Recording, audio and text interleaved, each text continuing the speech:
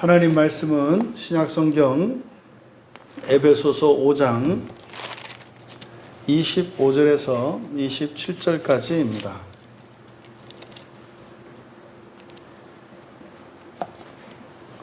우리 같이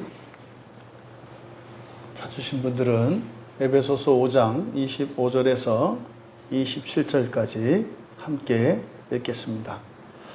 남편들아 아내 사랑하기를 그리스도께서 교회를 사랑하시고 그 교회를 위하여 자신을 주신 같이 하라. 이는 곧 물로 씻어 말씀으로 깨끗하게 하사 거룩하게 하시고 자기 앞에 영광스러운 교회로 세우사 티나 주름 잡힌 것이나 이런 것들이 없이 거룩하고 흠이 없게 하려 하심이라. 아멘. 아멘. 구원의 신비이고 사실은 혼인의 신비, 교회의 신비에 대해서 기록하고 있는, 사실은 이게 믿음으로 받지 않고서는 알아들을 수 없는 그런 신비의 지식입니다. 지난주에 우리가 아내들에게 주신 말씀이 남편에게 복종하라 라고 하는 말씀이었습니다. 근데 이것은 남자가 권위를 가지고 있고 남자가 더 우월한 지위에 있으니까 아내들에게 복종하라 라고 하는 이런 말씀이 아니었다. 복종하라고 말씀하시기 전에 하나님의 창조 섭리 속에서는 능력, 권능을 먼저 주셨다. 아내들에게 권능을 주셨다. 힘을 주셨다. 바꿔 말해서 복종이라고 하는 것은 힘이 있는 자가, 능력이 있는 자가 하는 것이지 신분이 낮고 열등한 사람이 하는 것이 아니다. 그래서 이 돕는 배필에 대한 이 오해에 대해서 말씀을 드렸습니다. 돕는 배필로 여자를 지었다라고 하는 이 말씀은 보조적인 사람이 여자고, 그래서 남자가 말하면 무조건 듣는 게 여자이어야 하고, 이런 말씀이 아니다. 그것은 오히려 갓난아기들의 투정을 받아주는 어머니에게 주는 말씀과 같은 것이다. 그게 복종이라는 말이었어요. 그런데 이제 오늘 말씀은 이제 남편들에게 이야기를 합니다. 그러면 여러분, 여기서 남편은 여러분들이 먼저 전제가 되어야 합니다. 그 앞에서 연속되는 남편이에요. 이 남편은 어떤 남편입니까? 아내의 복종을 받으면서 이제 정말 아내를 품을 수 있는 거목과 같이 된 남편을 전제로 하는 거예요. 그러니까 여러분, 이 세상에 어떤 여자가 남편에게 절대적으로 복종하겠으며, 이 세상에 어떤 남편이 자기 아내를 그리스도께서 교회에게 자신을 내어주신 같이 사랑할 수 있겠습니까? 그러니까요, 불교식으로 이게 공연불 같은 소리다 이 말이에요. 그러니까 이 말 뜻을 알지 못하면 그냥 글자일 뿐이고 성경 가라사대일 뿐이고 나는 나대로 살아간다 이 말이에요. 제가 전에도 말씀드렸습니다만 이 에베소서 5장 22절에서 33절까지의 이 설교 본문은 제가 간증이 되게 많은 본문이에요. 부부 사이에 또 교회 안에 일어났던 많은 놀라운 은혜 체험들이 많은 특별히 그런 본문이거든요. 그러니까 지금 여기서 남편들아 했을 때 이 남편은 바로 그 전제하에서 얘기를 하는 겁니다. 그러니까요, 아내의 복종을 받으면서 그럼 이 남편은 갓난아기와 같은 이 어린아이 같은 남편이 어떻게 해요? 정말 세상을 다스릴 수 있는 그 아내로부터 그런 능력을 다 받아요. 그래서요, 거북 같은 남편이 된 겁니다. 그러면은요, 예수님께서 천국 비유를 하실 때 이런 새도 동물들도 깃들일 수 있는 큰 나무가 된다고 하잖아요. 바로 그런 나무와 같이 된 남편을 전제로 하는 겁니다. 이런 남편들아 라고 했을 때는 이 남편들은 뭐예요? 아내가 너무 사랑스러운 거고요. 사랑하지 않을 수 없는 남편이에요. 사랑할 마음도 없고요. 사랑이 아니라 미워 죽겠는 남편들한테 너 예수 믿고 구원받았지? 그러니까 이제부터 사랑해. 이런 이야기가 아니다 이 말이에요. 사랑하고 싶은 남편들에게 주는 말씀이에요. 그러면요, 그 남편들에게 주신 말씀이 뭡니까? 일단 남편들아 아내를 사랑하라 이렇게 명령문으로 시작해요. 네, 사랑하라. 그러니까요, 남편은 뭐 하는 겁니까? 아내를 사랑하는 거예요. 여기서 바로 그래서 사랑은 복종과 동전의 양면과 같다는 것을 아셔야 돼요. 그러면 예전에 제가 그 교회를 떠나 있던 적이 있잖아요. 청년 때.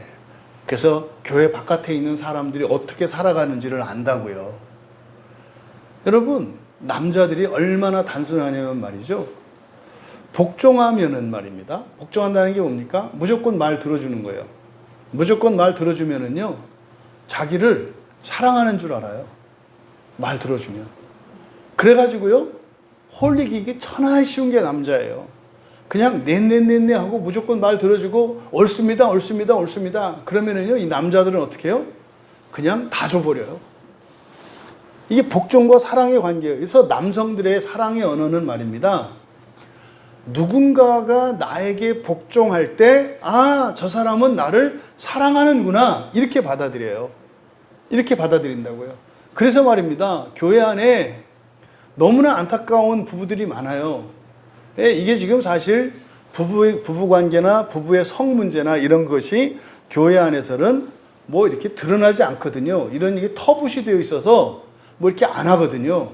근데요, 정말 경건하게 보이는 그런 신자들의 현관문 집으로 들어갔을 때 정말 그 부부들이 그런 친밀감 속에서 사랑을 누리면서 살고 있는가? 이거는 별개의 문제예요. 교회 안에서는 그렇게 경건한 남편과 아내인데 가정에서 그런 어떤 정말 살가움이 없고 말이죠. 친밀감이 없어요. 왜 그럴까요?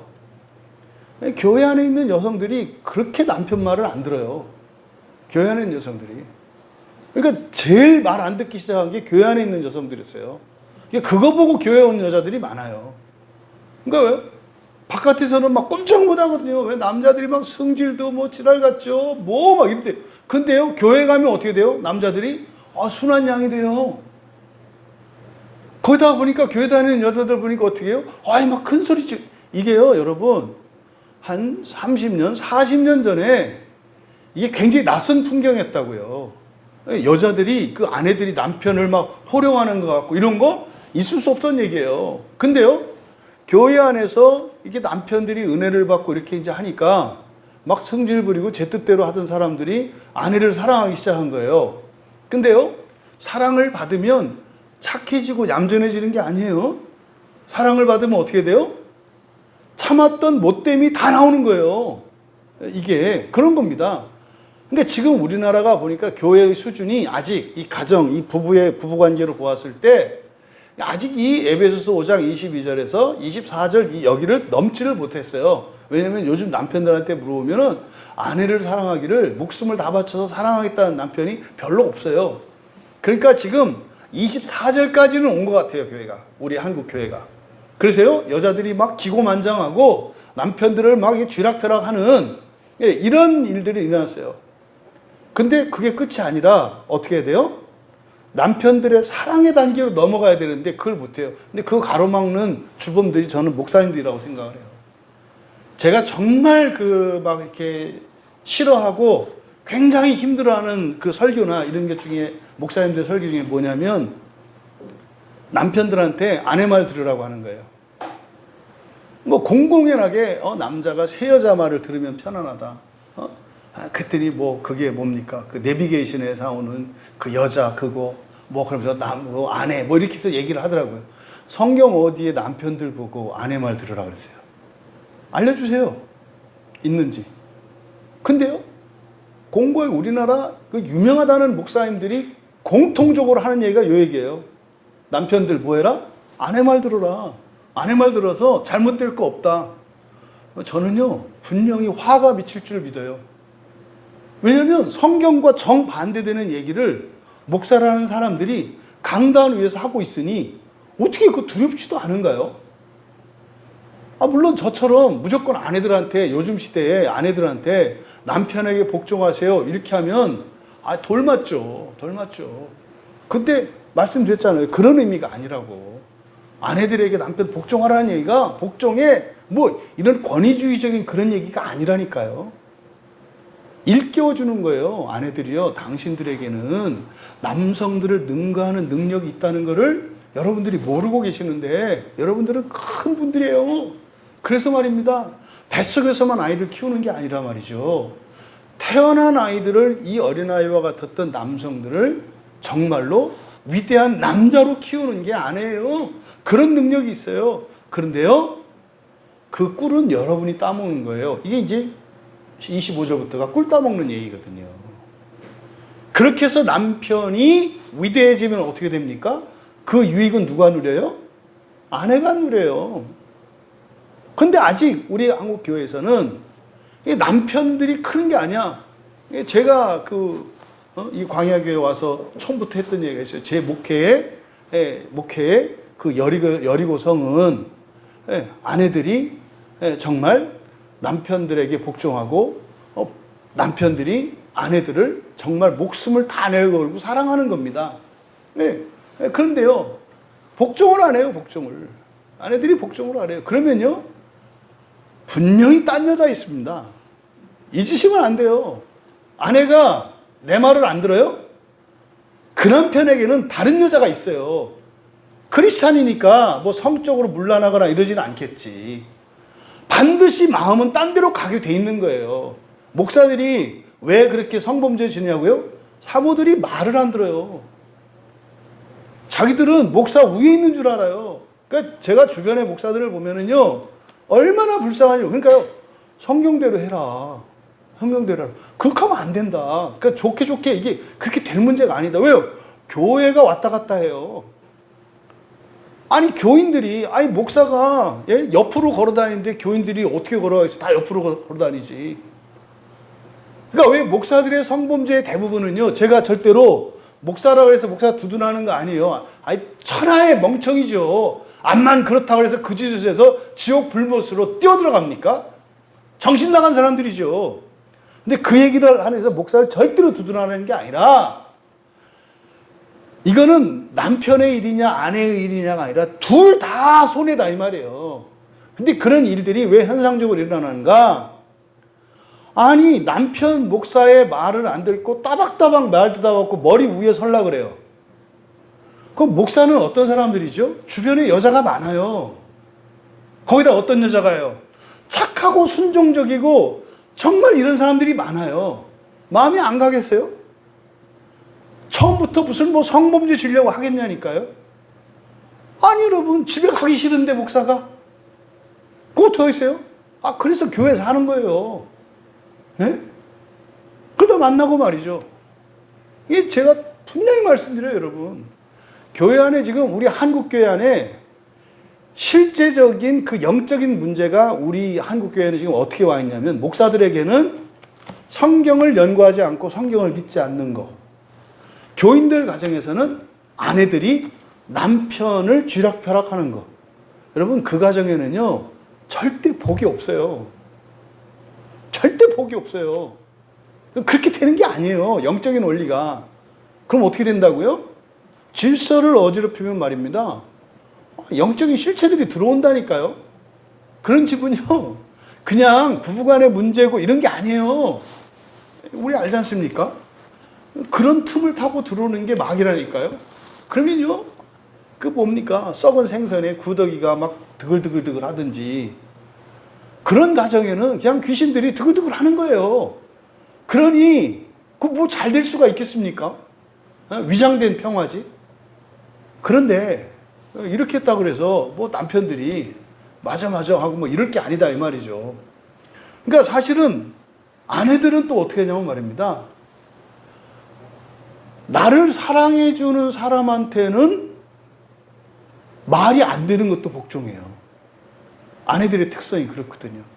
그러니까 이 사람이 나를 사랑한다 싶으면은 뭐래요? 정말로 단호해주거든요. 그러니까요, 말도 안 되는 얘기를 해도, 그래서 항상 이제 여러분들이 보세요. 교회 안에 일어나는 어떤 불륜과 부정과 이런 일들을 보았을 때, 이게 하나님이 주시는 은혜로 마귀가 이것을 이상한 짓을 만들어서 은혜를 받은 그것 때문에 이상한 일들이 일어나요. 그러니까 남편들이 아내를 막 툭툭 쏴요. 자꾸 핀잔해요. 뭐 잘못하면 막 지적질해요. 그럼 아내들은요? 아, 이 사람은 나를 사랑하지 않는구나. 이렇게 받아들여요. 사랑이 뭡니까? 여러분들이 오해하시면 안 돼요. 잘해주는 게 사랑 아니에요. 잘해주는 게 사랑이 아니에요. 실수하고 잘못했을 때 실수하지 않고 잘못하지 않은 것처럼 덮어주는 게 사랑이에요. 사랑은 잘해주는 게 아니라니까요. 분명히 잘못했어요. 근데요, 그걸 뭐라고 하지 않아요. 여기서 사랑을 느낀다니까요. 그러면 어떻게 해요? 이 아내들은요, 복종하는 거예요. 그래서 복종과 사랑은 동전의 양면과 같이 맞물려 있어요. 그러니까 누가 먼저 아니에요. 아내들이 먼저 복종을 하든지 남편들이 먼저 사랑하든지 둘 중에 하나가 시작하면 이게 영적인 선순환이 일어납니다. 네, 여러분 바라기는 남편 된 분들 아내를 사랑하십시오. 그러면 그 아내는요 반드시 당신에게 복종하게 될 겁니다. 물론 금방 되는 거 아니에요. 시간이 걸린다고 말씀을 드렸어요. 여기서 영적인 싸움이 일어나는 거예요. 야, 이거 안 되겠구나. 믿음이 자꾸 없어지죠. 그런데요, 시간이 지체되고 이게 안 될 것 같고 이거는 안 되는 게 아니에요. 그러면 내 아내에게, 내 남편에게 일어나야 할 하나님의 약속이 이루어지지 않고 있잖아요. 이거는 효과가 없는 게 아니에요. 안 일어나는 그 기간 동안, 연장되는 그 기간 동안 어떤 일이 일어나는 거예요? 다른 곳에서 은혜가 일어나는 거예요. 예를 들어서 한 아내가 남편에게 아 그래? 하나님의 말씀이 이런 거야? 그래서 남편에게 복종하기로 했단 말이에요. 그래서 진짜로 파수로 매주를 쓴다 그래도 그렇죠 서방님 뭐 이렇게 살기로 했다 이 말이에요. 그러면은 남편이 어떻게 한다고요? 처음에 당장 기분 좋아가지고 아내를 사랑하는 게 아니라 진짜인지 아닌지 시험을 한다니까요. 더 못되게 굴어요. 더 못되게. 그 과정이 지나야 정말로 진심인 걸 알게 되고 사랑과 복종의 선순환으로 돌아가요. 근데 그 전까지 시험이 있다고요. 마찬가지로 남편들이 아내를 정말로 이렇게 사랑하기로 하면 아내들이 처음부터 말을 듣느냐? 안 듣는다고요. 더 안 들어요. 그러니까 알고 보니까 뭐예요? 그동안 말을 안 듣는 줄 알았더니 그건 안 듣는 게 아니라 참아서 그만큼 했던 거라는 걸 알게 돼요. 그러니까 10배나 더 말을 안 듣는 사람이 돼요. 일시적으로. 왜요? 시험하는 거예요. 진짜로 사랑하나 사랑하지 않나. 그러면 그 기간 동안 그러니까 이 두 부부, 이 두 사람에게 실제적으로 사랑과 복종으로 한 몸이 되어서 연합이 되기까지 그 기간, 시간, 그 힘듦 이거는 뭐예요? 다른 누군가가 구원을 받는 과정이라고요. 그리스도께서 고난받으심으로 우리가 구원받았잖아요. 그리스도가 이적을 일으켜서 우리를 구원하신 게 아니라 죄 없으신 분이 나를 대신해서 고난당하시고 십자가에서 죽어주심으로 내가 구원받았잖아요. 똑같다니까요.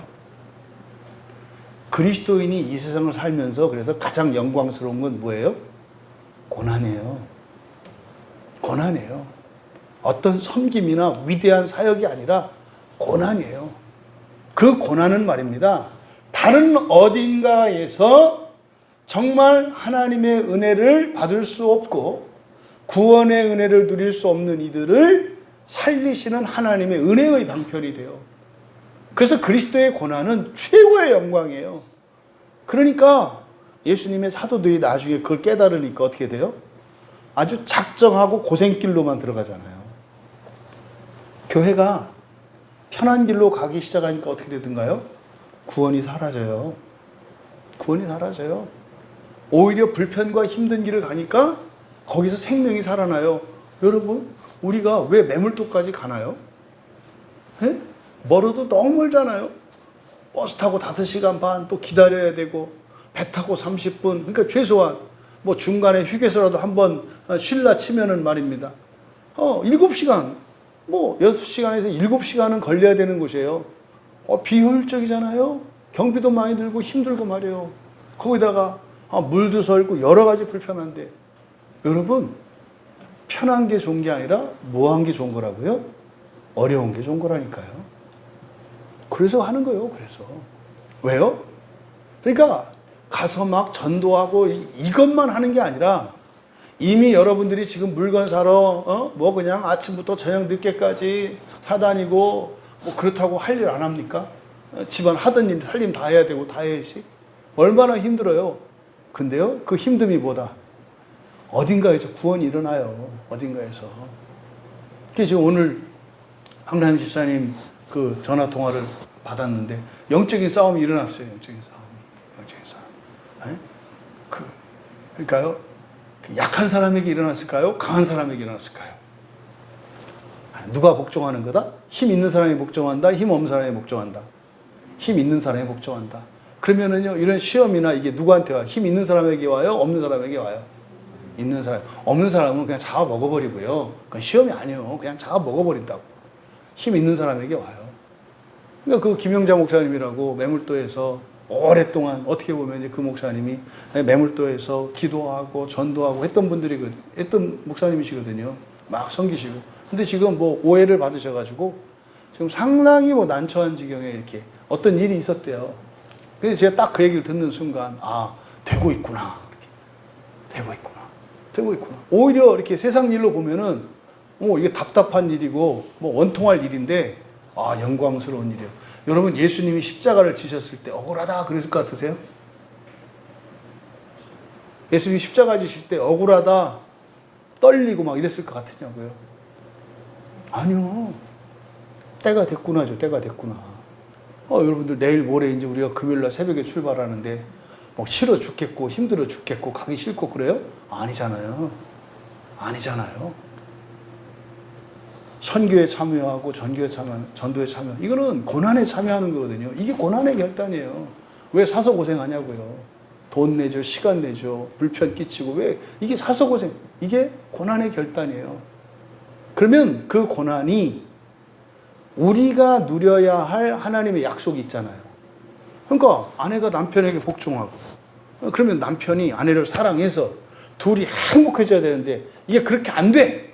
그럼 뭐예요? 고난이 오는데 그때 그보다 그 고난으로 인해서 어딘가에 구원이 일어나는 거예요. 그래서 여러분들이 지금 매물도를 위해서 준비하고 기도하고 애쓰고 하는 지금 우리 지체들 중에서도 매물도 때문에 안 나오던 새벽 기도도 나와서 기도하고 안 하던 기도도 따로 하고 막 하잖아요. 이게 뭐예요? 그런 불편과 힘듦이 뭐다? 이게 고난, 이 고난의 결단이고 그 고난의 결단이 뭐예요? 그게 자기 십자가를 지고 가는 건데 사실은 그거는 누구를 위한 일방적인 희생, 헌신이나 희생 아니에요. 자기를 위한 최고의 섬김이거든요. 근데 그게요, 동시에 다른 이들을 공동체를 섬기는 거예요. 바로 이겁니다. 여러분의 생애에 이런 일들이 일어나길 바라요. 절대 낙심하지 마세요. 시험이 왔다는 것은 뭡니까? 열매가 맺을 때가 됐다는 뜻이에요. 그걸 기다리시기 바라요. 그러니까 지금 아내의 복종과 남편의 사랑, 이거는 이제 결론적으로 딱 가르쳐 주신 거예요. 그러니까 이건 무조건 하게 돼 있다니까요. 그러니까 남편들아, 아내를 사랑하라. 이거는 남편들에게 주는 말씀이 이거보다 바로 앞에 있는 아내들에게 주는 말씀이에요. 야, 네 남편이 말이다. 목숨을 다 줄 정도까지 널 사랑하게 된다? 결론이에요. 남편들아, 아내를 사랑하는 결론이에요, 결론. 그러니까 아내들이, 복종하면 되는 거구나. 그러니까 제일 억울한 게 뭐예요? 그 열매를 따먹기 전에 포기하는 사람들이에요. 바로 이 복종과 사랑이라고 하는 것은 동전의 양면과 같다는 것을 우리에게 가르쳐 줘요. 그래서 여러분, 지혜로우셔야 되죠? 아내도 아닌 다른 여자가 나한테 복종해요. 그거는 가짜예요. 그런 건 없어요. 또 남편이 아닌 어떤 남자가 내 마음을 너무 시원하게 해주는 거예요. 속지 마세요. 그게 그거 아니에요. 그런 거는 말입니다. 부부관계는 절대적인 관계라고요. 이거는 남편과 아내 사이에만 일어나는 일이에요. 그 일을 누군가가 하면 그 사람이 내 남편이 되고 내 아내가 되는 거 없다고요. 그거는 말입니다. 복종하고 사랑하는 것은요, 남편과 아내에게만 하는 거예요. 그 다음이 이제 교회로 적용이 되는 거거든요. 그런데 어떻게 사랑하는가? 그러니까 이제 남편들이 그러잖아요. 나도 아내를 사랑하고 싶어요. 어떻게 해야 돼요? 얼마만큼 해야 돼요? 그래서 그걸 가르쳐 주신 거예요. 그리스도께서 교회를 사랑하셨잖아. 그러니까 그리스도께서 교회를 사랑하신 것처럼 사랑해 이 말이에요. 교회를 사랑하신 것처럼. 여기서 여러분들이 조금 여러분 주의력이 깊은 사람들은 이상하다라고 봐야 돼요. 왜냐면 여기 보니까 우리말 성경에는 그게 안 나타나 있죠. 그리스도께서 교회를 사랑하시고라고 돼 있잖아요. 그러니까 이게 틀린 거예요. 우리말로는 이게 맞을 것 같죠. 원문은 부정과거형으로 돼 있어요. 하셨고로 돼 있어요. 하셨고. 그러니까 그리스도께서 교회를 사랑하셨고 이렇게 돼 있어요. 여러분, 과거형이 의미하는 게 어떤 의미인지 아시죠? 부정과거형이 나타났다는 것은요, 지금은 그렇다 안 그렇다? 안 그렇다는 거예요. 과거형으로 나타났을 때는 지금은 안 그렇다는 거예요. 그때 그랬다는 거예요. 부정과거형. 내가 사랑했지 이 말은 뭡니까? 지금은 안 사랑한다는 뜻이에요. 근데 지금 여기 원문에 그렇게 쓰여 있거든요. 그리스도께서 교회를 사랑하셨고 이렇게 돼 있어요. 그러니까 이상한 거예요. 왜 사랑하셨고라고 했지? 왜 사랑하셨고? 그러면 여러분 여기서 부정과거형은 원래는 현재형으로 써야 맞죠. 왜요? 예수님이 지금도 교회를 사랑하시지 않겠습니까?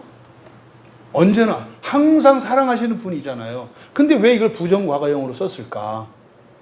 여기서 예수님이 교회를 사랑하셨다고 하는 것은 남편들에게 아내를 어떻게 사랑할 것인지 기준, 모범을 보여주는 거잖아요. 그러니까 이걸 풀어서 말하면 뭐예요? 예수님이 지상에서 사시는 동안 교회를 사랑하셨던 것처럼이에요. 그러니까 예수님이 지금 하시는 것처럼 하라는 게 아니에요. 사람으로 이 땅에 사실 때 하셨던 그것을 따라하라는 거지. 지금 하늘에 계신 예수님을 따라서 하라는 얘기가 아니다 이 말이에요. 성경이 얼마나 친절한가 보세요. 그러면 예수님이 지상을 사실 때 하셨던 게 뭐예요? 성경에 있는 내용이에요. 그래서요, 남편들은요, 아내를 사랑하려면 뭐 해야 되는 거예요? 예수님이 어떻게 사랑했는지 알아야 사랑하는 거예요. 그러니까요, 남편들이 성경을 보면 아내들은 어떻게 생각해야 돼요? 아휴, 저 사람이 나를 끔찍이 사랑하고 싶은가 보다. 이렇게 봐야 되는 거예요.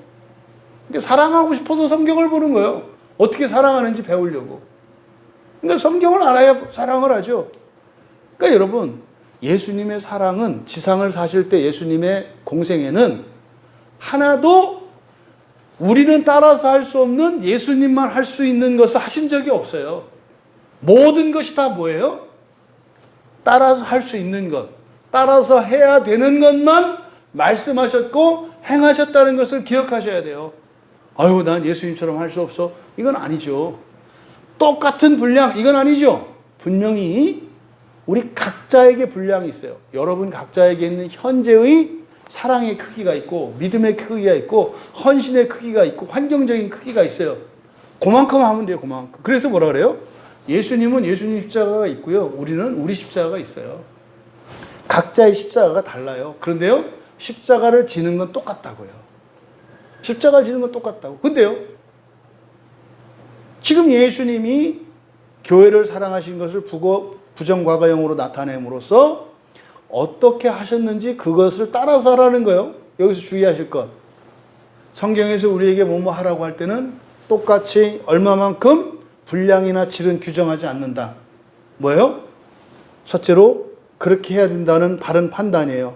나도 예수님처럼 그렇게 해야 돼 라고 하는 지성적 판단이에요.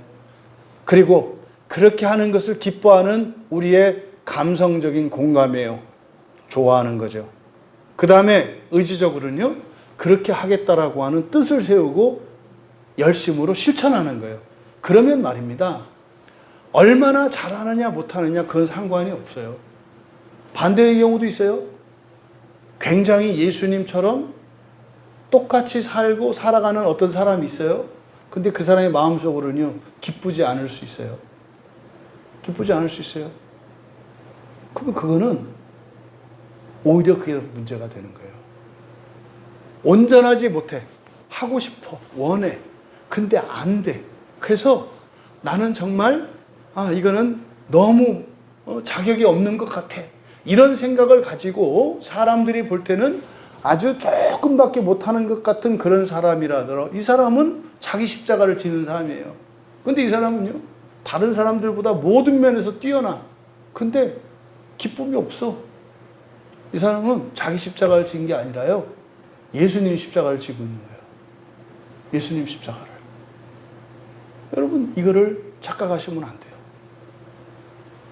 예수님께서 교회를 사랑하셨다, 이 부정과거의 의미 뭐다? 지상을 사실 때 하셨던 그대로 따라서 그 분량을 주셨다. 또 하나 여기서 조심하세요. 그대로 똑같이가 아니다. 각자의 분량이 다르다. 또 상황에 따라 분량이 다르다. 이걸 잊으시면 안 돼요.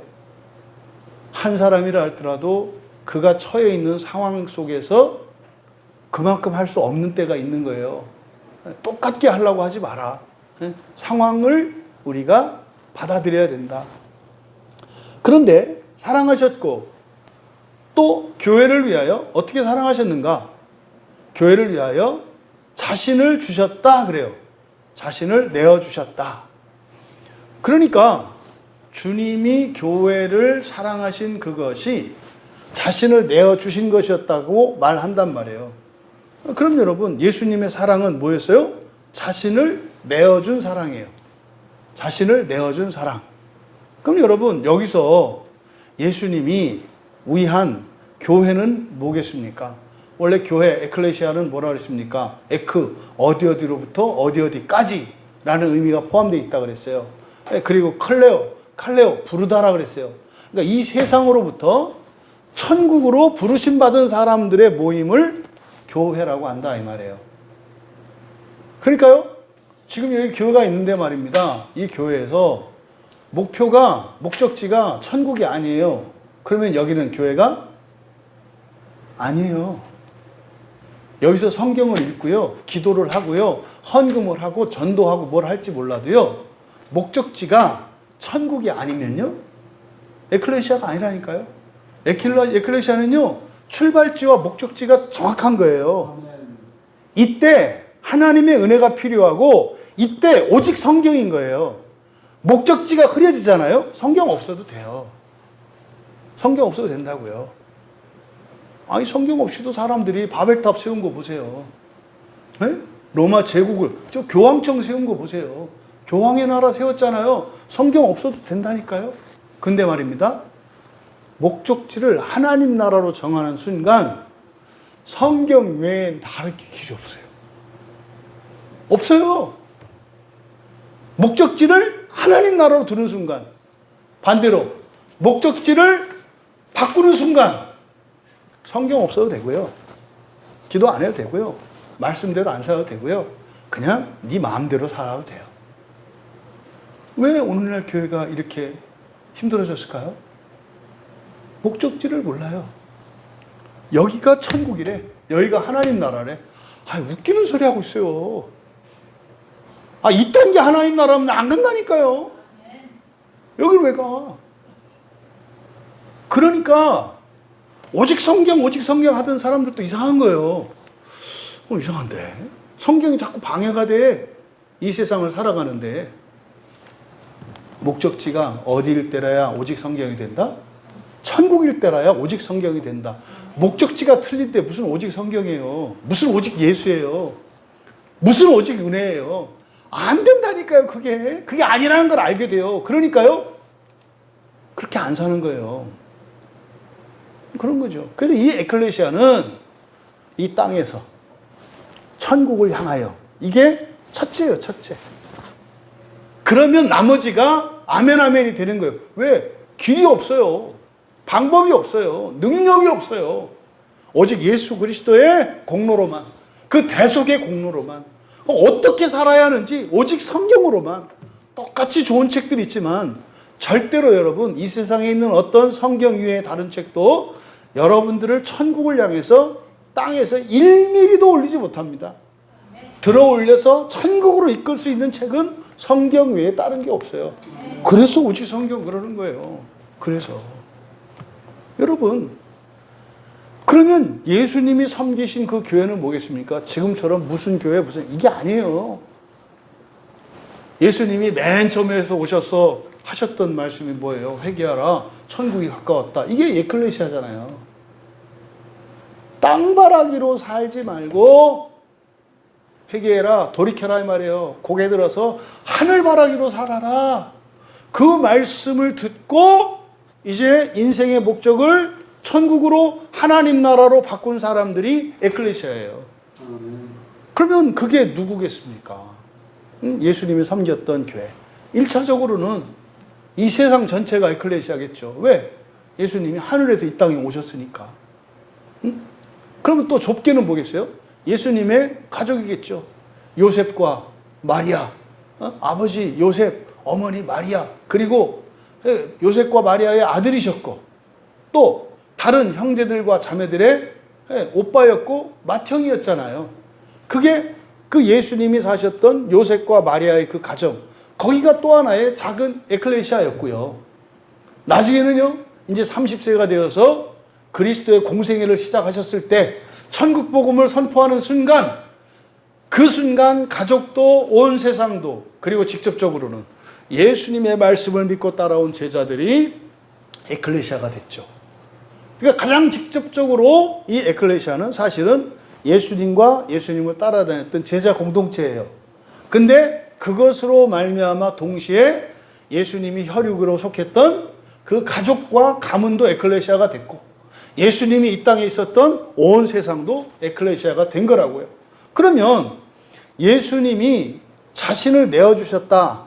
우리가 알 수 있는 게 그거잖아요. 성육신하셔서 이 세상으로 오셨잖아요. 주셨잖아요. 세상에 당신을 주셨잖아요. 이게 세상을 위해서 오신 성육신 사건, 이게 당신을 주신 거예요. 두 번째로요. 아들과 마리아와 요셉의 아들이 되어 주셨잖아요. 내가 주셨잖아요. 그게 당신을 주신 거예요. 그 무슨 말입니까? 아들로 사셨다 이 말이에요. 그리고 동생들의 형과 오라비를 사셨다는 거예요. 그러니까요. 본분을 다하면서 살아가는 게 자신을 주신 거예요. 또 남편으로 살고 아내로 살고 부모로 살고 자식으로 사는 게 뭐예요? 이게 자신을 내어주신 거라고요. 그러니까요. 그리스도인 되고 말입니다. 다워져요. 그리스도인 되면요. 남편다워지고 아내다워지고 부모다워지고 자녀다워지는 거예요. 그리스도인이 되면 그렇게 되는 거예요. 그러니까요. 예수님은요. 답게 사신 거예요. 학교에 가면 학생답게 사셨고요. 집에서는 자녀답게 사셨고 형들의 형으로 살고 동생으로 살고 답게 사셨다 이 말이에요. 윗사람 말 듣고요. 동생들을 위해서 내가 희생하고 헌신하고 돌봐주고요. 그렇게 사셨다 이 말이에요. 그게 예수님이 자신을 내어주셨다라는 뜻이죠. 또 마찬가지로 그러면 예수님을 따랐던 제자들 공동체에서는 예수님이 어떻게 하셨습니까?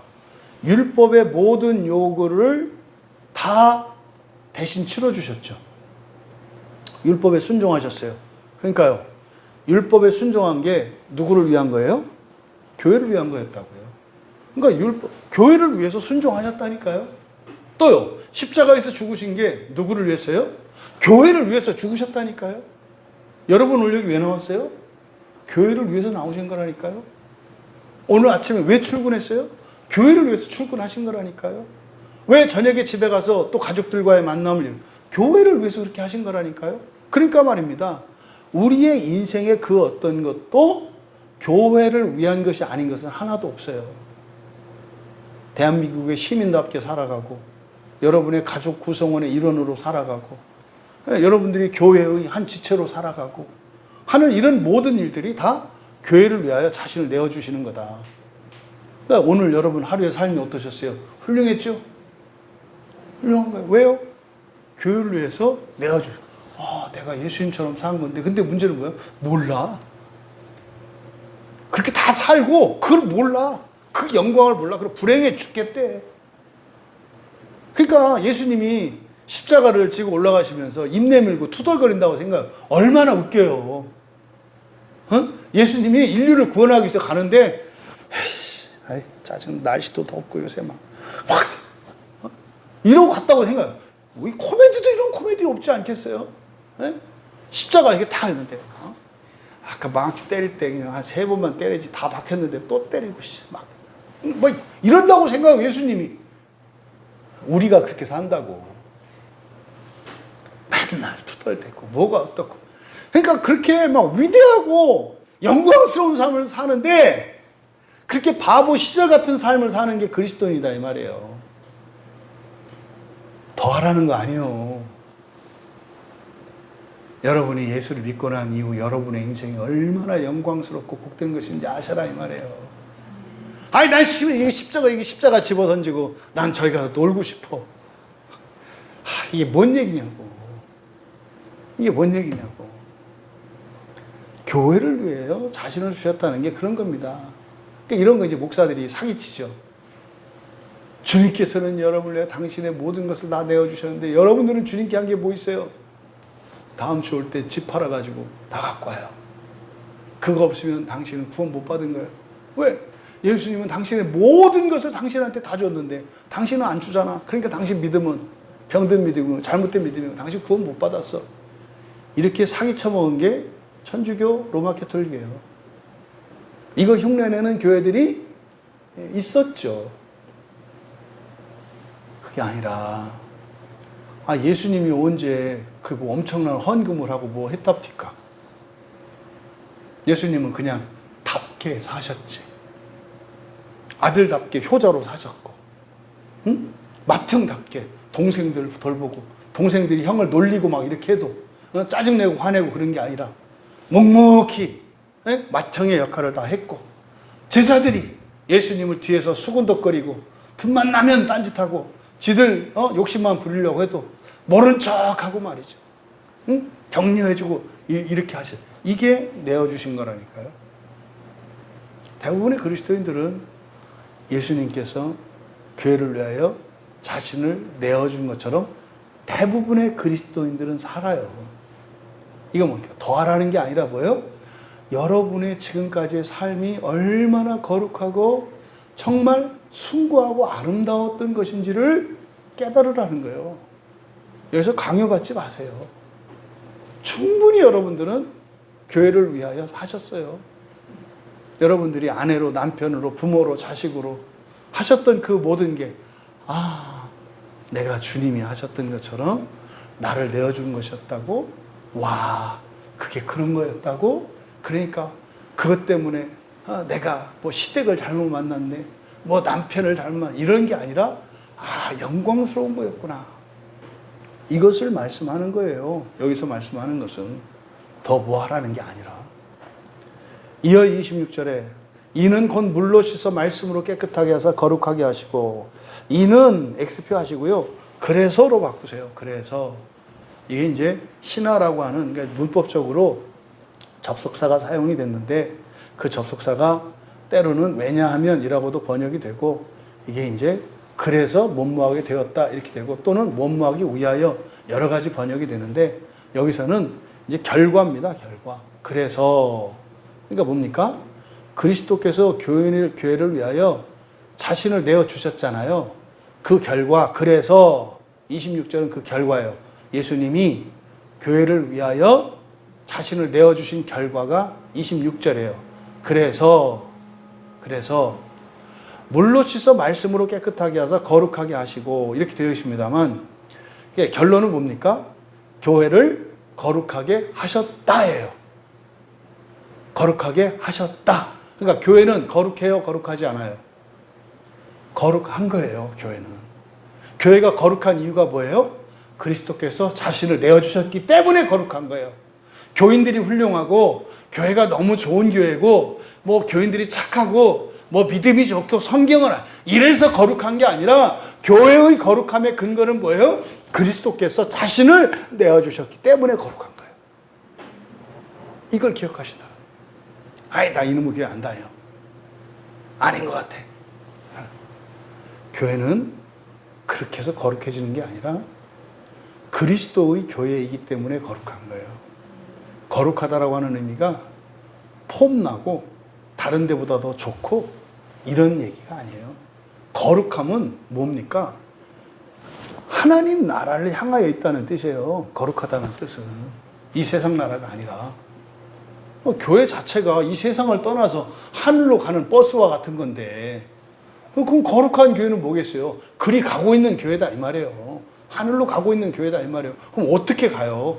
그리스도로 말미암아 가잖아요. 그러니까 교회의 거룩함은 그리스도 때문에 거룩한 거라고요. 그러니까 26절에서 교회가 거룩해졌대요. 이게 26절 말씀 핵심이에요. 교회를 거룩하게 하셨다예요.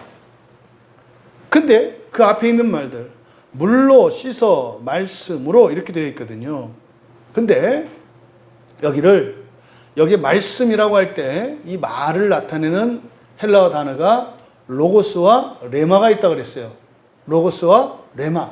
로고스는 진리를 나타내요. 진리. 그래서 말 안에 있는 그 진리, 의미, 내용, 이것을 로고스라고 한다면, 레마라고 하는 것은 뭐예요? 우리의 입술로 발화된 말이에요. 언어로서의 말이다 이 말이에요. 언어로서의 말. 그런 거 있잖아요, 여러분. 여러분이 누군가에게 사랑한다고 고백할 때 사람마다 다 다르죠. 어휘도 다르고 표현 방식도 다르잖아요. 그렇죠? 근데 말은 다른데 진의는 같죠. 그런 거 있지 않습니까? 프로포즈를 해요. 이제 결혼하자고 이렇게 하는 걸 프로포즈라고 하잖아요. 네. 어떤 사람은 반지 탁 던져주면서, 자, 껴. 이거 뭔데? 결혼 반지 결혼하자고. 뭐 이렇게, 이게 이제 뭐 경상도 스타일일지는 모르겠어. 뭐 이제 이렇게 하는 사람이 있는가 하면은, 어떤 사람은 그냥 막 떨려가지고 툭툭툭툭툭툭 하다가 막 얼굴이 빨개지고 왔다 갔다 하고 막 불안정하니까 막 이게 심리 상태가 어려운 것 같아서, 왜 그래? 오늘 무슨 일 있어?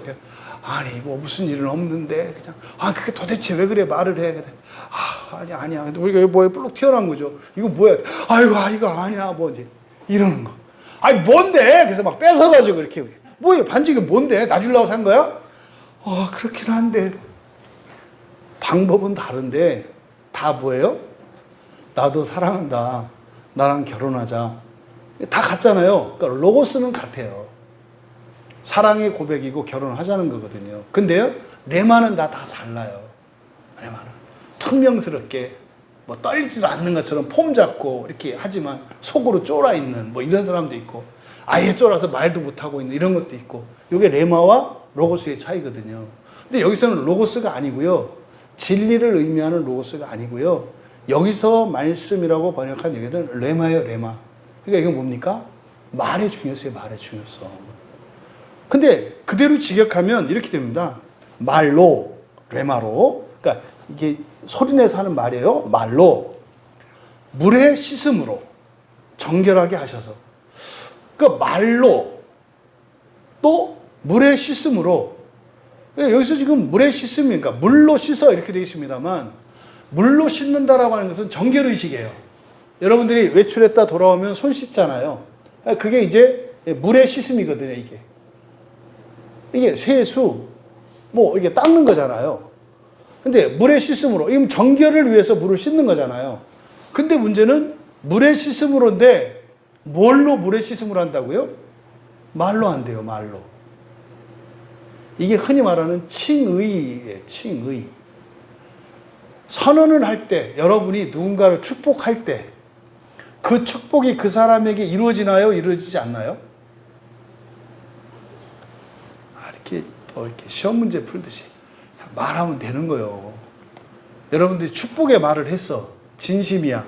그럼 이루어질까요? 안 이루어질까요? 이루어지죠. 그냥 여러분 생각해 보세요. 여러분, 우리 남주사님, 민수가 이렇게 동네에서 같이 이제 아빠랑 산책하는데, 어떤 애 조그만 애가 이렇게 있는데 뭐 고아래. 근데 민수가 이제 막 겁도 없이 딱 그걸 알고 막 달려가는 거죠. 뭐 성격상 그러고도 남을 것 같아. 막 씻어주고 이렇게 하다가 너 고아래. 엄마, 아빠 어떻게 얘 지금 고아래. 근데 밥도 못 먹었대. 뭐 지금 돈 하나도 없으면서 아주 너 좀 기다려. 내가 이 형이 너 맛있는 거 사줄게. 그럼 그거 이제 아빠가 들었어. 그때 아빠가 너 돈 있어? 이렇게 하나요? 그냥 주잖아요. 그죠? 아니, 지 가족 관계에서도 그 착한 일을 하는데, 그 엄마 아빠가 안 도와주냐니까 도와주잖아요. 그럼 여러분들이 이 세상을 살면서 누군가를 축복했을 때, 우리 아버지가 그걸 듣고 도와주시지 않겠냐니까요? 도와주잖아요. 믿음이 있니 없니가 아니라 착한 일이고 훌륭한 일이면 전능하신 하나님이 뭘 아끼시겠냐 이 말이에요. 이걸 말하는 거예요. 물의 씻음이라고 하는 것은 정결을 말하는데 뭘로 정결하게 한다? 말로. 그러니까 이게 여러분들이 흔히 하는 축복의 말이고요. 그럼 여기서 바울 사도께서 말로 물의 씻음으로 정결하게 하셔서, 그러니까 뭡니까? 이때 말은 예수님이 하신 말씀이에요. 예수님이 너를 사랑한다. 너는 의롭다. 너희들은 거룩하게 되었다. 너희들은 하나님의 자녀다. 말씀으로 했잖아요. 근데 그 말씀대로 됐다는 거예요. 근데 물로 씻는 것은요, 계속 씻어야 되잖아요. 물로 계속 씻어야 되잖아요. 또 묻으면 또 씻어야 되잖아요. 근데 물로 계속 씻는 게 아니라 이제는 뭘로 씻는다? 말로 씻는다는 거예요, 말로. 여러분 지금 설교 듣잖아요. 제 말 듣잖아요. 말을 듣잖아요. 설교를 하지만 말이잖아요. 요 말 속에는 로고스가 있잖아요. 홀 로고스이신 성령께서 우리를 씻으시잖아요. 요 말이에요. 그러니까 교회에서 말하면 설교이겠고요. 여러분들로 말하면 축복의 말들이겠고, 기도의 말들이겠고, 예언의 말들이겠죠. 그거잖아요. 그 말씀을 하는 거예요. 그러니까 예수님께서 말씀으로 너희들은 하나님의 자녀야. 너희들은 하나님 자녀가 됐어. 그래서 됐다 이 말이에요. 됐다. 근데 그게 어떤 작용과 같다? 물의 씻음과 같다. 물의 씻음은요, 계속 씻어야 되는 거예요. 계속 씻어야 되는 거예요. 그러니까 물의 씻음으로 깨끗하게 하시면서, 이렇게 돼요. 깨끗하게 하시면서, 이게 진행형이에요. 그러니까요, 거룩하게 하신 것과 이미 됐어요. 그런데 씻어내는 것은 계속되는 일이라고요. 요걸 지금 말씀하고 있는 거예요. 그러니까 말입니다. 1차적으로 여러분들이 이제 세례를 받으실 때 원래는 침례니까 물속으로 들어가야 되잖아요.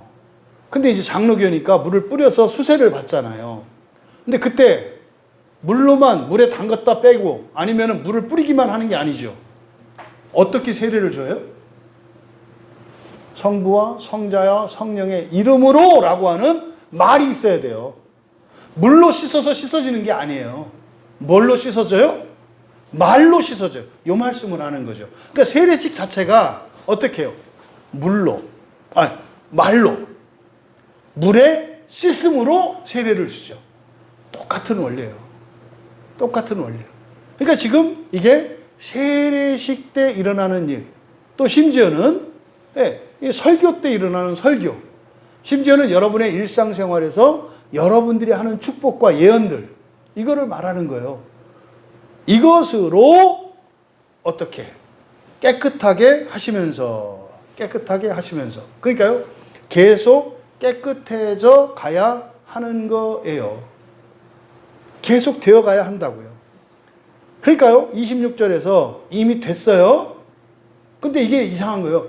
됐으면 더 할 게 없는 거잖아요. 근데 됐는데 계속 해야 되는 게 있는 거죠.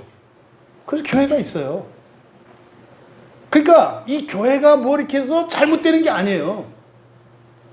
이미 되게 하신 것은 그리스도께서 거룩하게 하셨고요. 근데 말로 물의 씻음으로 정결케 하시는 일이 계속 일어나요. 그러니까 여러분들이 예배 나오셔야 되고 설교 들어야 되고 여러분들이 또 누구에게 전도를 하고 축복을 하고 세례를 받고 해야 된다 이 말이에요.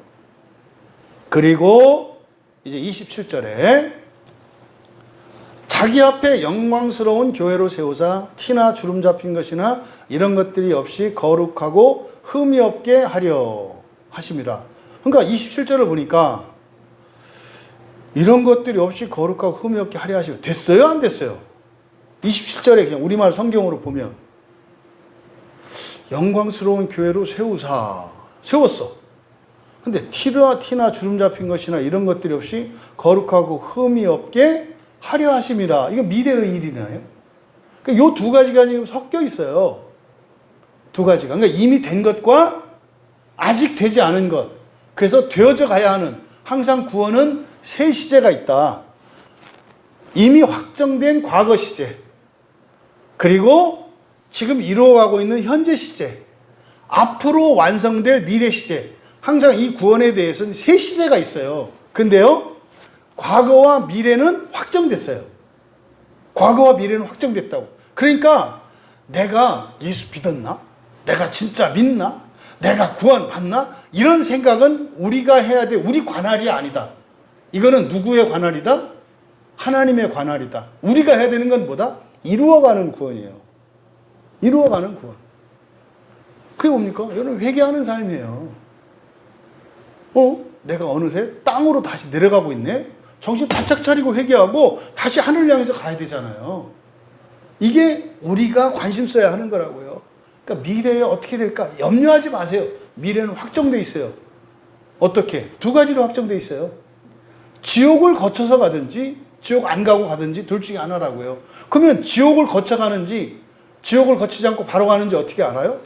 현재 회개의 삶을 살고 있는 거예요. 은혜의 삶을 살고 있는 거예요. 내가 말씀의 은혜를 받고 있고 하나님 말씀대로 살고자 한다면 그 사람은 지옥과 상관없어요.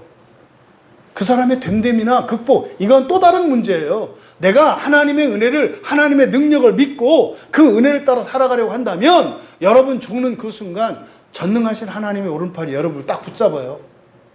멱살 안 잡고 이렇게. 그래서 데리고 올라가신다고.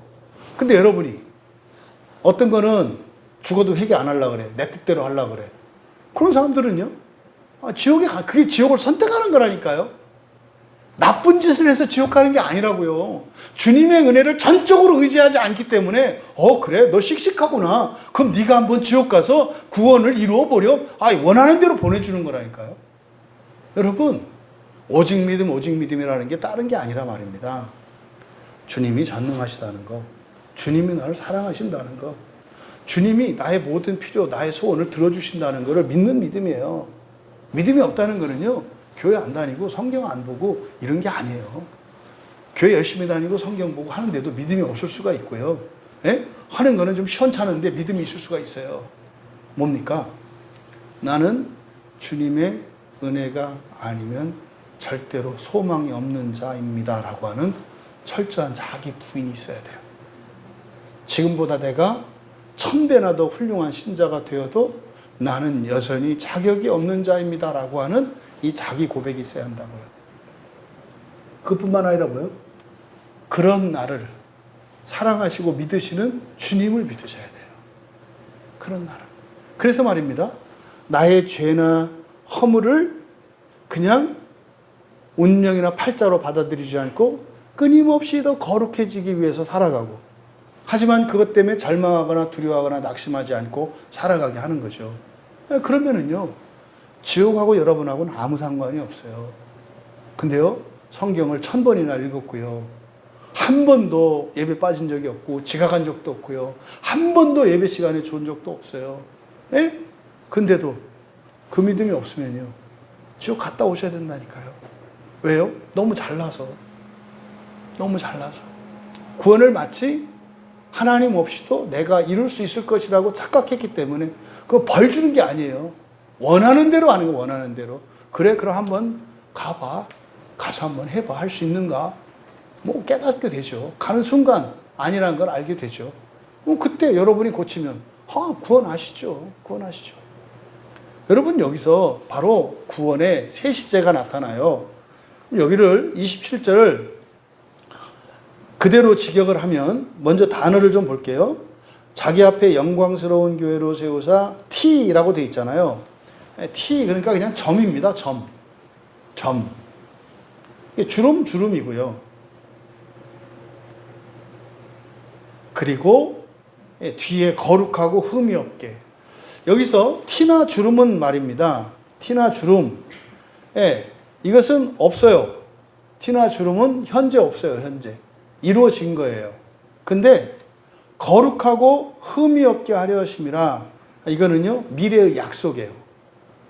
그러면 27절을 직역하면 이렇게 됩니다. 그래서 그가 점이나 주름이나 그 어떤 것도 없는 영광스러운 교회.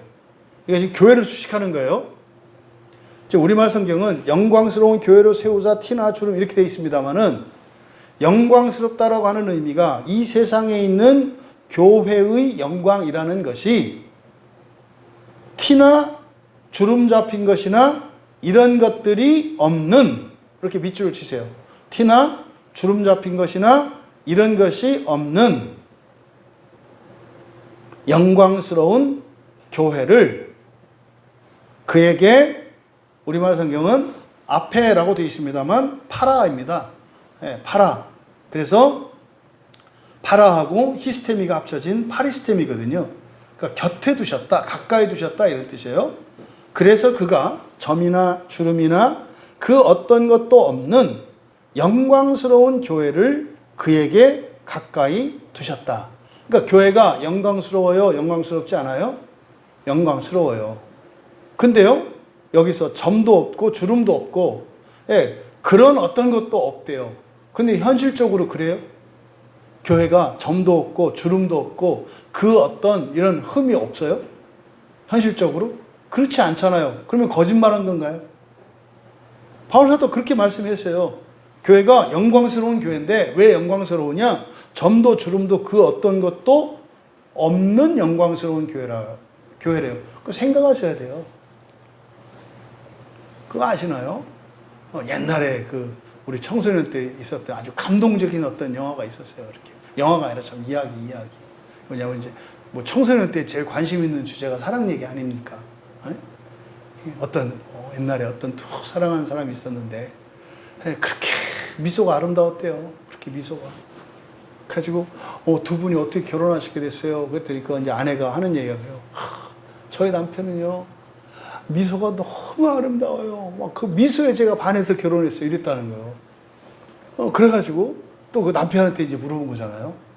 아니 어떻게 두 분은 그 몇십 년 동안 그렇게 결혼해서 사랑하고 사시는데 아니 어떻게 그 아내를 왜 이렇게 사랑하게 되셨어요? 그랬더니 다리가 그렇게 이쁘다는 거예요. 다리가 너무 이뻐가지고 이 세상에 이런 다리 미인이 없다는 거예요. 근데 이제 이 사람이 보는 순간 보고 그 말 듣고 깜짝 놀랐대요. 그걸 줄 아세요? 그렇게 아름다운 미소를 가지고 있어서 사랑하지 않을 수 없다고 남편의 얼굴은 곰보였어요.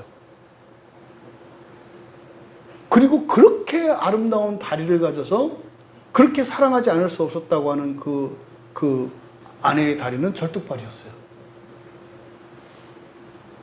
그래서 얘기를 한 거예요. 곰본데요? 절뚝발인데요? 그런 순간 이 두 분이 깜짝 놀랐대요. 미소가 사라지고 곰보가 나타난 거예요. 예쁜 다리는 사라지고 짧은 다리가 나타난 거예요. 왜 이 말씀 드렸는지 이해되시죠? 영광스러운 교회라고 할 때 이 영광스러움이 점도 없고 주름도 없고 그런 흠이 아무것도 없어서 영광스럽다 그랬잖아요. 그러니까 이것은 뭐에 대한 얘기예요? 교회를 사랑하시는 주님의 눈에 보이는 교회예요. 이게 자식들을 바라보는 부모의 마음이죠. 사람들은 다 욕하고 모자라다고 이야기할지 몰라도 그 자식을 사랑하는 부모의 눈에는 이 자식이 어떤 자식이에요? 최고 잘난 자식이에요. 그러니까 여기서 교회의 영광스러움은, 교회에 이런 흠이 없음은, 지상에 있는 교회의 영광스러움은 원인이 뭔 거예요? 그리스도의 사랑인 거예요. 이쁜 거예요. 여러분들 이걸 기억하시기 바랍니다. 그러니까 우리는 알 수 있잖아요. 에덴 동산에서 아담과 하와가 그렇게 숨을 필요가 없었다는 걸. 왜요? 그 잘못을 했어도 여호와 하나님께는 어떻게 해요?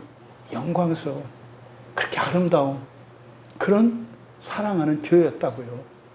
이게 지금 27절의 상반절 말씀이에요. 그래서 가까이 두셨다.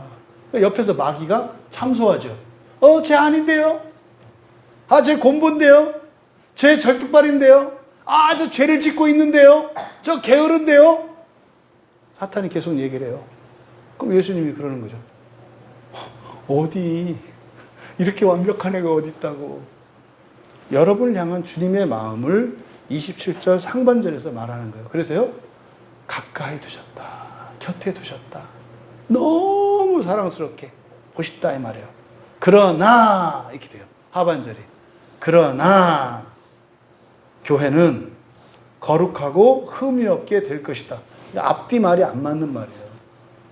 앞에서 점도 없고 주름도 없고 그런 종류의 어떤 것도 없는 영광스러운 교회.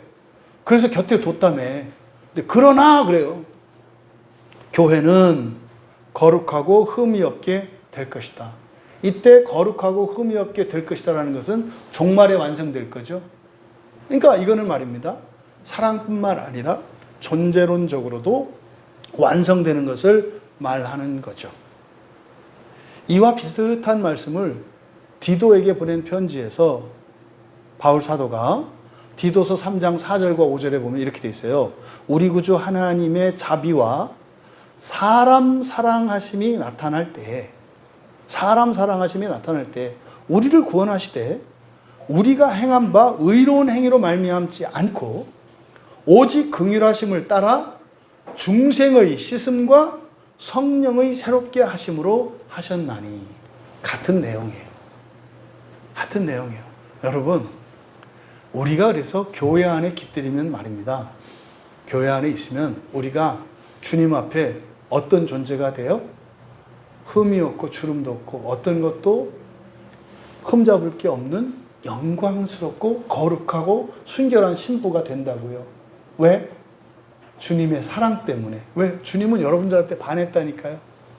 여러분한테 반했다고. 그 얘기를 하는 거예요. 근데요, 우리는 알잖아요. 아직 그렇지 않다는 거. 근데요, 주님이 그렇게 봐주면 되는 거 아니에요? 근데 어떤 사람들은요, 주님이 봐주는 게 중요한 게 아니야. 내가 중요해. 그래서 교회 바깥에 떠돌아다녀요, 사람들이. 나는 구원을 안 받은 것 같고, 뭐가 문제가 있는 것 같고, 왜? 이것도 못 고치고, 이것도 못 고치고, 이것도 못 고치고. 그래가지고, 교회 안에 있는데도 늘 아담과 하와처럼 나뭇잎으로 가리고, 나무숲 사이로 숨고, 물러가고 해서, 저 끝에 벼랑 끝에 있는 교인들이 얼마나 많은지 몰라요. 주님 옆에는 아무도 없어. 그리고 저 끝에, 벼랑 끝에 가서 다 몰려있어. 응? 이런 거지. 밥 먹을 때, 목사님 옆에 사람들이 없고, 목사님 먼데 사람들이 모여있는 거. 그런 거 비슷한 거겠지. 여러분, 우리의 거룩함과 아름다움과 숭고함의 이유는 우리를 사랑하시는 완전하신 주님의 사랑 때문이에요. 현재적으로 우리에게는 흠이 많아요. 근데요, 온전케 하실 때요. 그래서 맨 끝에 뭐라 했어요? 흠이 없게 될 것이다. 흠이 없게 되는 정도가 아니라 뭡니까? 불멸의 존재가 되잖아요. 부활했을 때 불멸의 존재가 되잖아요.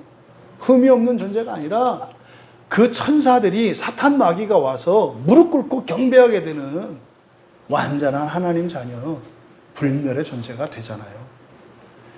예수 안에 있는 남편들에게 주신 말씀입니다만, 여기서 아내와 남편이라는 것은 남자 여자를 이야기하는 거 아니다. 그리스도인들 모두에게, 그리스도인들은 1차적으로 주님의 신부예요. 또 그럼 여러분, 교회 안에 있는 여러분들은 세상의 남편이에요. 여러분들이 주님은 우리의 신랑 되시고 우리는 주님의 신부가 돼요. 여러분들은 주님을 대신해서 세상의 남편이 되고 세상은 여러분의 신부가 되는 거예요. 그럼 여러분, 세상을 구원하실래요? 말래요? 근데 언제부터 교회 안에서 세상과 교회를 나눠놨어? 아니, 하나님도 이 세상을 구원하시겠다고 하늘 보좌를 버리고 오셨는데 왜 교회에 있는 이 신자들은 세상을 더러운 것이라 하고 마귀의 땅이라 하고 금을 권하냐고. 누가 했겠어요? 마귀가 한 짓이죠. 예수님이 그러셨잖아요. 땅끝까지 가라고. 근데 언제 교회가 담을 쌓아놓고 금을 부어놓고 못 오게 하고, 예? 가면 안 되게 하고 그러냐 이 말이죠. 그리스도께서 교회를 사랑하신 것처럼 예수 안에 있는 남편 된 여러분들, 여러분의 아내를 그렇게 사랑하시고 흠도 없고 결점도 없는, 그러니까 점도 없고 결점도 없는 그런 영광스러운 아내라고 볼 수 있는 사랑으로 충만하길 바랍니다. 반대로 이것은 단순히 남편들에게만 이야기하는 게 아니라 그리스도인 모두니까 세상을 또한 그렇게 보시는 그리스도인들 되시기 바랍니다.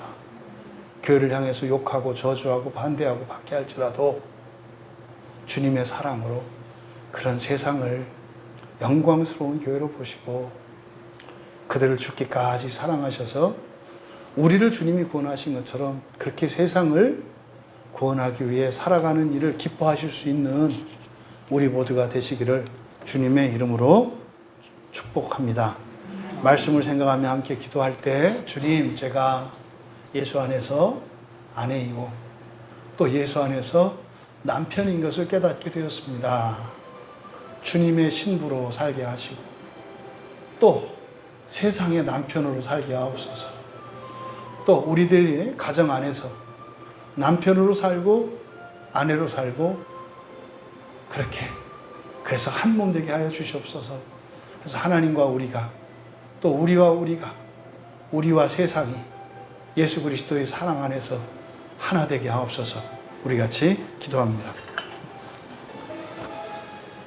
우리의 신랑 되시는 주님, 교회로 부르셔서 주님의 신부 삼으시고 또한 주님이 저희들을 위하여 당신의 모든 것을 내어주시고 사랑하신 것을 모범으로 보여주셔서 또한 세상을 향해 저희들이 주님을 따라 남편 노릇하게 하신 것을 믿습니다. 또한 저희들이 믿음의 가정을 이루어서 아내로 남편으로 이 복종과 사랑의 놀라운 구원의 섭리를 깨닫게 하여 주셔서 참으로 장차 부활하여 하나님과 연합하는 그것이 무엇인지를 부부의 연합을 통해 한 몸됨으로 그 영원한 연합의 기쁨을 누리게 하신 하나님을 찬양합니다. 사랑하시는 주의 자녀들 주님의 신부로 살게 하시고 세상의 남편으로 그리고 이 세상의 모든 가정들 가운데 거룩한 믿음의 가정으로 모범이 되기로 결단하게 하셔서 참으로 부부의 신비와 행복과 만족과 그 지극한 기쁨을 누릴 수 있는, 그래서 세상의 부부들이 따라서 할 수 있는 믿음의 가정들 다 되게 하옵소서. 감사하며 예수님의 이름으로 기도하옵나이다. 주기도문으로 예배를